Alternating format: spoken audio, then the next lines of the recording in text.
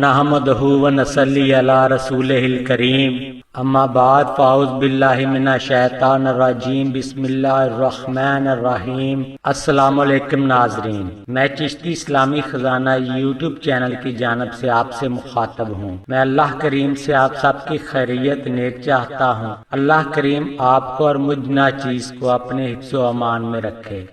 अच्छाई की बात सुनना और उसे आगे तक पहुंचाना एक नेकी और सदका जारिया है। अल्लाह वो ज़ात जिसका कोई हमसर नहीं, जिसका कोई शरीक नहीं, जिसका कोई बाप नहीं, जिसकी कोई औलाद नहीं, जिसको कोई तकलीफ नहीं, जिसको कोई हाजत नहीं, ना उसको नींद आती है ना उसे भूख लगती है।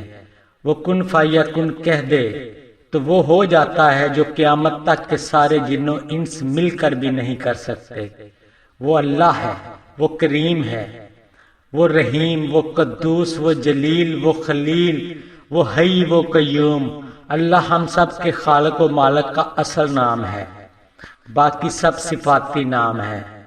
मेरे प्यारे मुसलमान भाई बहनों, मेरी आप सब से गुजारिश है, अल्लाह को उसके असल नाम से ही पुकारना चाहिए। रब या खुदा कहकर अल्लाह को नहीं पुकारना चाहिए। रब के मानी पालने वाला, मालिक, और खुदा के मानी ये लफ्ज़ खुदा ना तो अल्लाह का जाती नाम है और ना ही सिफाती। ये लफ्ज़ शरीयत में कहीं भी वारद नहीं। बरसगीर और फारस में अक्सर लोग और उलमा तबका अल्लाह ताला के लिए इस लफ्ज़ का इस्तेमाल करते हैं, जबकि ये फारसी लफ्ज़ है और फारस में ये लफ्ज़ गैरुल्लाह के लिए इस्तेमाल किया जाता है। मसलन बीवी अपने शौहर को मुजाजी खुदा कहती है, कश्ती के मल्लाह को ना खुदा कहते हैं, शोरा व उदबा को खुदाए सुखन कहा जाता है।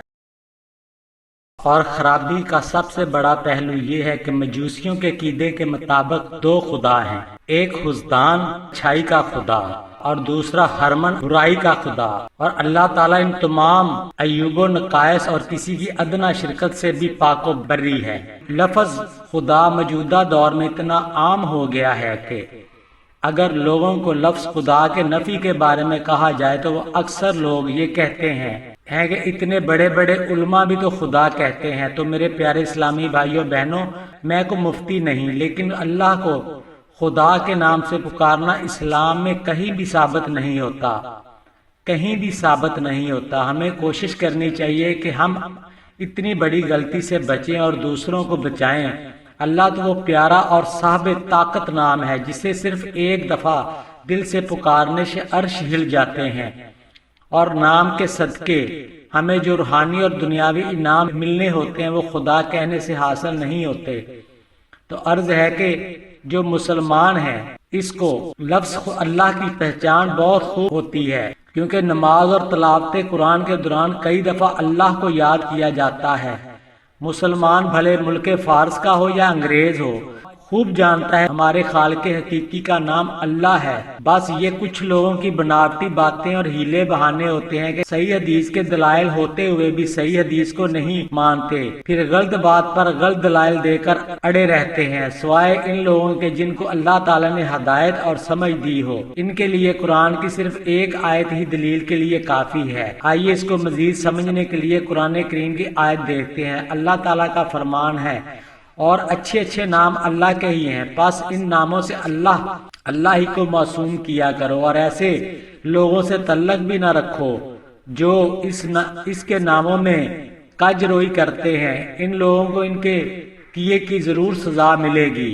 एक दूसरी जगह अल्लाह ताला का इरशाद है, कह दीजिए कि अल्लाह को अल्लाह कहकर पुकारा करो या रहमान कहकर, जिस नाम से पुकारो तमाम अच्छे नाम इसके हैं। तो नाजरीन, अब हम आज के उस वजीफे की बात करते जो सब वजीफों का सरदार है, जिसके सर पर सुनहरा ताज सजा हुआ है, जो अल्लाह के वलियों की करामात का मुंह बोलता सबूत है। अल्लाह के वलियों ने जो मुकाम और रूहानी मर्तबा पाया, इसमें इस वजीफे का सबसे बड़ा हाथ रहा है। अगर कोई ये चाहता है कि आलम में जो बात होनी हो उसे पहले मालूम हो जाया करे, इसे चाहिए कि हर नमाज के बाद बसत खुशू एक तस्बीह अल्लाह के नाम की पढ़ लिया करे। चांदी रोज में कश्फे कलूब होने लगेगा, यानी किसी शख्स ने कोई बात जुबान से निकाली, वही बात आपके ज़हूर में आएगी।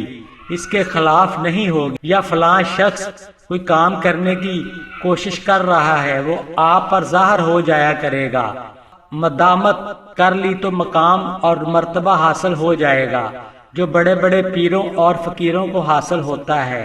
جیسے ان کے پاس کوئی شخص جاتا ہے تو ان کو پہلے ہی سے معلوم ہو جاتا ہے کہ وہ شخص وہ کس غرض سے آیا ہے، اور رفتہ رفتہ وہ مقام حاصل ہو گیا کہ جو بات منہ سے نکل گئی پوری ہو کر رہے گی، اور زبان میں ایسی خاصیت پیدا ہو جائے گی کہ جس کا کہنا مناسب نہیں۔ بس خواہش نفسی، غرور اور تکبر سے دور رہیں، اس لیے کہ جب مخلوق خدا کو فائدہ پہنچتا ہے تو ہجوم لگنا شروع ہو جاتا ہے، تو اس وقت عاجزی اور انکساری آپ کا شیوا ہونا چاہیے۔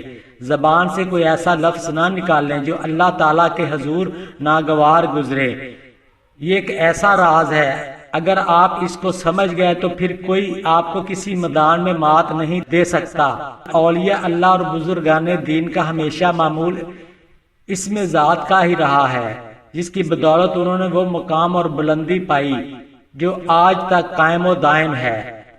اگر آپ بھی وہی مقام اور بلندی حاصل کرنا چاہتے ہیں تو پھر حضرت محمد صلی اللہ علیہ وسلم کے نقش قدم پر چلیں، 5 وقت کی نماز قائم کریں، اللہ کے احکام کو اپنی زندگی کا زیور بنا لیں اور یہ وظیفہ کرتے رہیں، تو کوئی بعید نہیں کہ آپ بھی وہی مقام اور روحانی بلندی نہ پائیں جو اللہ کے پاکیزہ اور نیک بندوں کو نصیب ہوئی۔ بس میری مسلمان بھائی اور بہنوں، نماز کی پابندی اور صدقہ دیتے رہو، صدقہ بلاؤں کو آپ سے دور رکھتا ہے۔ اللہ کریم مجھے اور آپ کو عمل کی توفیق عطا کرے، آمین ثم آمین۔ شکریہ۔